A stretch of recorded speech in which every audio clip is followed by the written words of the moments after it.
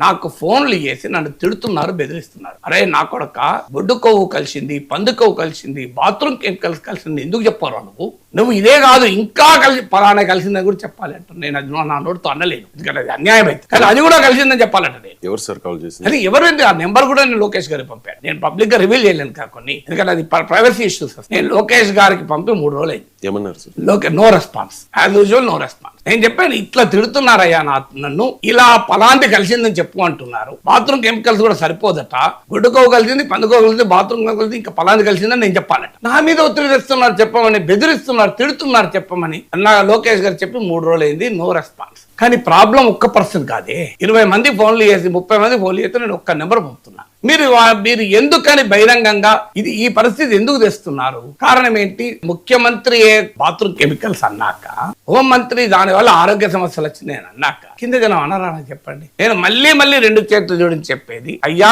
మీరు నన్ను తిట్టినా, కొట్టినా, చంపుతామని బెదిరించిన నేను మాత్రం అనను. దేవుని ప్రసాదంలో ఏ ఆధారము ప్రూఫ్ లేకుండా గొడ్డుకోవు కలిసింది, పందికోవు కలిసింది, బాత్రూమ్ కెమికల్స్ కలిసినాయని మీరు అనే భాష నేను వాడను.